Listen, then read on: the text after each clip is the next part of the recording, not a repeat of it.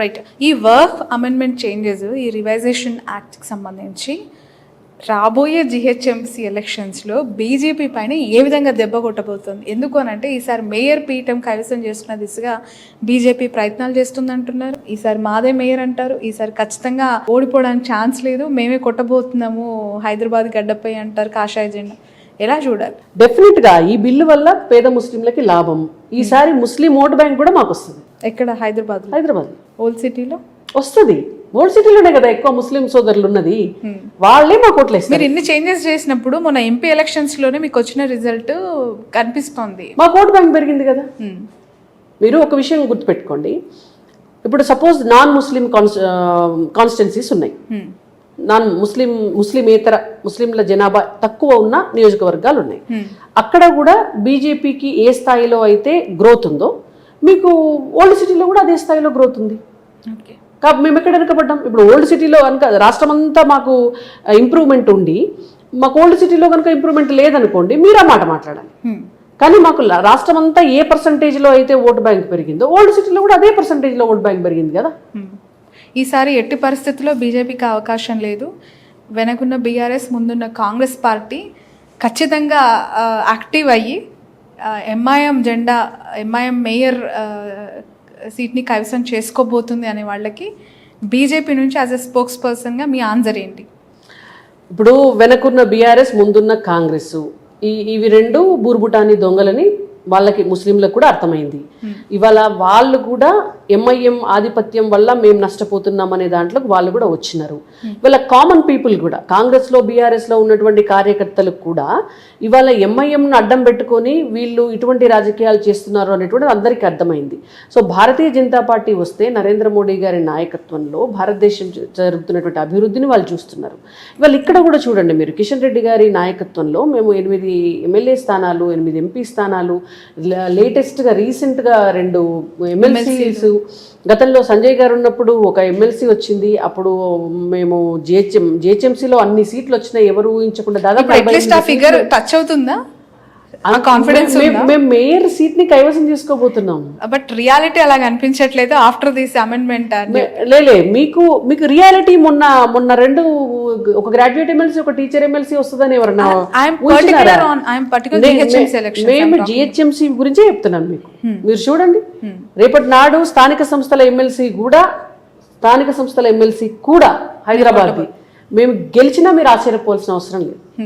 కానీ ఖచ్చితంగా గెలుస్తామని చెప్పట్లేదు. అంటే ఐఎమ్ నాట్ ఏ ఆస్ట్రాలజర్ కదా, అంటే మనం ఖచ్చితంగా గెలుస్తాం అనేది మనం చెప్పలేము ఎప్పుడు కూడా రాజకీయాల్లో. ఎవరు కూడా, ఈవెన్ మోడీ గారు పోటీ చేసినా, ఎవరు పోటీ చేసినా కూడా అది ప్రజల ఆశీర్వాదం. ఎందుకంటే ఈ స్థాయిలో చట్ట సవరణలు చేసుకుంటూ ఇంత పెద్ద సెన్సేషనలిజం తెరదీసిన పార్టీకి వన్ సైడెడ్ గా మద్దతు రావాలి, వస్తుందేమో, wait and see. Right. So okay, ఏం జరుగుతుంది? ఇంకా మరికొన్ని రోజుల్లో తమిళనాడు ఎలక్షన్స్ జరగబోతూ ఉన్నాయి. సౌత్లో బీజేపీ పాకవేయాలని ప్రయత్నాలు ఒకవైపు, అక్కడ అన్నమలై రిజైన్ని ఎలా చూడాలంటారు? చెప్పినారు కదా, వారు టర్మ్ అయిపోయింది కాబట్టి వారు రిజైన్ చేశారు. ఇప్పుడు భారతీయ జనతా పార్టీలో ఒక సిస్టమ్ ఉంటుంది, ఇది కుటుంబ పార్టీ కాదు. ఒక టర్మ్, ఒక 2 సంవత్సరాలు ఒకరికి అవకాశం ఇస్తారు, కాకపోతే ఒక 5 నెలలో 6 నెలలో అటు ఇటు ఉంటుంది. తర్వాత డెఫినెట్ గా ఇంకొక కొత్త అధ్యక్షులు రావాల్సింది, ఎవరున్నా రావాల్సింది, మారాల్సిందే. కాబట్టి డెఫినెట్ గా వారి టర్మ్ అయిపోయింది, వారు రిజైన్ చేశారు. బట్ సౌత్ తో కంపేర్ చేసినప్పుడు నార్త్ తో చాలా పొలిటికల్ అఫిలియేషన్స్, చాలా డిఫరెన్సియేషన్ ఉంటుంది పొలిటికల్ సిస్టంలో.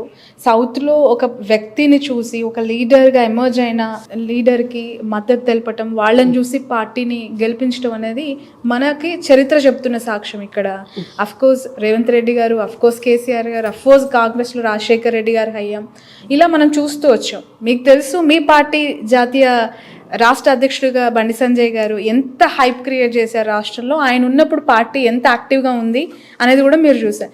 ఈ రీసెంట్గా ఇప్పుడు ఎలక్షన్స్ ముందు అన్నమలై రిజైన్ అనేది అది నెగిటివ్ ఇంపాక్ట్ క్రియేట్ చేయదా సౌత్లో? అట్లా ఏముండదు, అవన్నీ అపోహలే ఉంటాయి తప్ప అట్లా ఏముండదు. వారి టర్మ్ అయిపోయింది, వారిని మారుస్తారు. ఇప్పుడు సంజయ్ గారిని మారిస్తే వారిని తీసుకుపోయి సెంట్రల్ మినిస్టర్ చేశారు. దేశానికి వారి సేవలను ఉపయోగించుకుంటున్నారు, అంతే కదా. ఇప్పుడు అన్నామలై గారిని వారి టర్మ్ అయిపోయింది, వారి సేవలు ఇంకో రకంగా. సంజయ్ గారు తెలంగాణ బీజేపీ అధికారంలోకి వచ్చేది పోయింది సంజయ్ గారు లేకపోవడం వల్ల అంటున్నారు. సరే, అంటే నేనేమంటున్నాను అని అంటే కొన్నిసార్లు కొన్ని జరుగుతాయి. సో వాటికి ఏదైనా కారణం అయ్యుండొచ్చు. కానీ పార్టీ ఒక నిర్ణయం తీసుకున్న తర్వాత కార్యకర్తలుగా మేమందరము కూడా డెఫినెట్గా పార్టీ నిర్ణయానికి తలొగ్గి పనిచేయవలసింది. So how is about groupism in Telangana BJP? అస్సలు ఏమైనా గ్రూప్ ఉంటే మీరు అలా చెప్పాలి, మేము ఇలా అడగాలి. ఓపెన్ గా చెప్పండి. ఓపెన్ గా చెప్తున్నాను, ఏ గ్రూప్ లేదు. ఈటల గారి వర్గం, సంజయ్ గారి వర్గం, కిషన్ రెడ్డి గారి వర్గం, ఒకవైపు రాజాసింగ్ గారి అసంతృప్తి, అసమ్మతి ఆయన కొనసాగిస్తూనే ఉన్నారు. ఎక్కడ కట్టడి అవుతుంది? ఎవరు దాని సద్దు? అది స్వేచ్ఛ కదా, అది ప్రజాస్వామ్యం. అది కాంగ్రెస్ చెప్తుంది, బీజేపీకి కాదు. ఇప్పుడు బీజేపీలో కూడా ప్రజాస్వామ్యం ఉంటది. అసలు అత్యంత ఎక్కువ ప్రజాస్వామ్యం ఉన్నదే పార్టీయే మాది. ఏ కార్యకర్తనా ఏదైనా కావచ్చు. అది కాంగ్రెస్ పార్టీలో సాధ్యమవుతుందా? గాంధీ కుటుంబం కాకుండా ఎవరైనా పెత్తనం చేసే కుర్చీలో కూర్చోమనండి. పివి నరసింహారావు గారు కూర్చున్నందుకు వారి అంత్యక్రియలు కూడా ఢిల్లీలో జరగకుండా అవమానించిన పార్టీ కాంగ్రెస్ పార్టీ. కాంగ్రెస్ పార్టీలో సాధ్యమవుతుందా?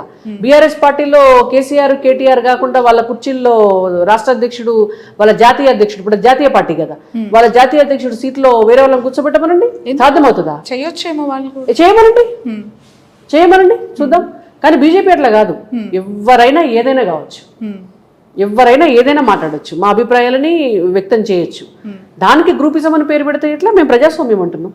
నాయకత్వ సమన్వయ లోపం వల్లనే తెలంగాణ స్టేట్ బీజేపీ ఎక్కడో ఉండాల్సింది ఇలా నిర్వీరంగా, లేదంటే కొంచెం కార్యకర్తలకి దూరంగా, ఒక స్పోర్టివ్నెస్ లేకపోవటం వల్లనే ఇబ్బందులు పడుతుంది అనేది మీ పార్టీ పైన, మీ పార్టీ ప్రధాన నాయకుల పైన ఉన్న అలిగేషన్. దాన్ని ఎలా చూడాలి? అసలు కార్యకర్తల దగ్గరికే మేము పోతున్నాం. మీ దగ్గర కార్యకర్తలు రావట్లేదు. రావాల్సిన అవసరం ఏముంది అంటున్నా నేను.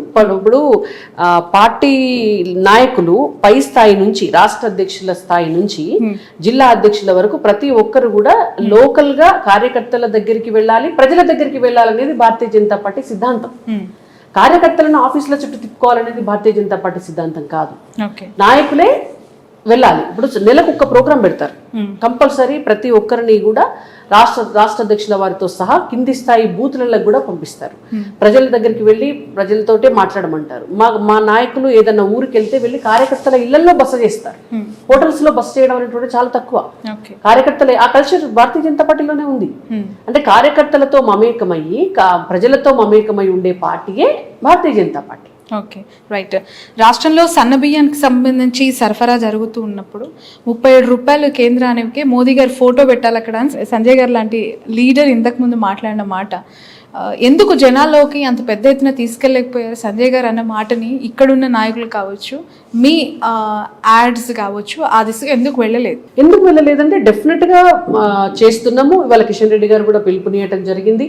సన్న బియ్యం వండేటటువంటి ఇళ్లలోకి ఇవాళ భారతీయ జనతా పార్టీ నాయకులు, కార్యకర్తలు వెళ్ళి వాళ్ళ ఇళ్లలో భోజనం చేసి ఇది మోడీ గారి బియ్యం అని చెప్పి రావాలి. ప్రతి రేషన్ షాప్ దగ్గర కూడా ఆ పోస్టర్ పెట్టాలి అని చెప్పేసి ఒక పిలుపునిచ్చారు. మా కార్యకర్తలంతా కూడా కింది స్థాయిలో చేస్తున్నారు. ప్రతి నియోజకవర్గంలో ప్రతి రేషన్ షాప్ దగ్గర కూడా అవన్నీ కూడా యాక్టివ్గా అవన్నీ కూడా జరుగుతున్నాయి.